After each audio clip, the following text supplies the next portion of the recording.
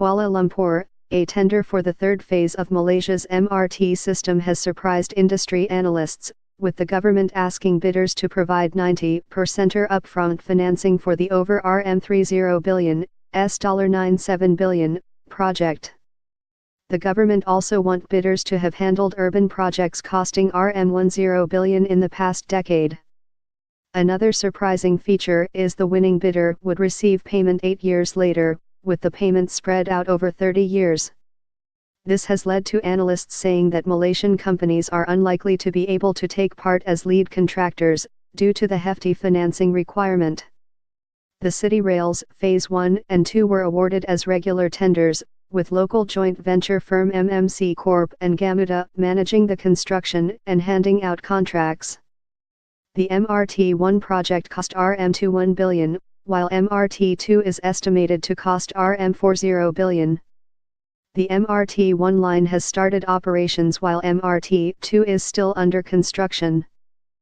The MRT3 project, on the other hand, will be awarded as a turnkey contract with the winning bidder coming up with the financing, and having the option to give out subcontracts. Some critics have suggested that MRT3, also called the Circle Line as it will encircle Kuala Lumpur, is clearly designed to allow for China's deep-pocket government-linked contractors to win. When Prime Minister Najib Razak launched the opening of MRT1 last year, he hailed it as proof that Malaysian companies could deliver a large-scale rail project and bragged about shaving off RM2 billion, $650 million, in costs from the original budget. For MRT3, government agency Mass Rapid Transit Corp, MRT Corp, said it is changing the project model to save billions of ringgit on interest and project costs as 80% of the works involve expensive underground tunneling and stations.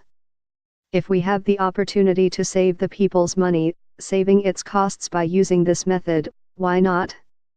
We must do better than Line 1 and 2, MRT Core CEO Shahrul Mokhtar told reporters on Monday. In response to queries from the Straits Times, MRT Corp admitted that it is keen to attract overseas bidders. The proposed project structure for MRT3 involving a turnkey contractor which also has the responsibility of securing the financing for the project is aimed at attracting foreign companies who may provide better financing for the Circle Line, it said.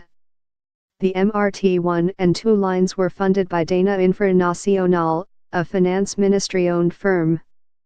Dana Infra has RM20.7 billion of government-guaranteed debts in 2015, most of it to fund the rail project.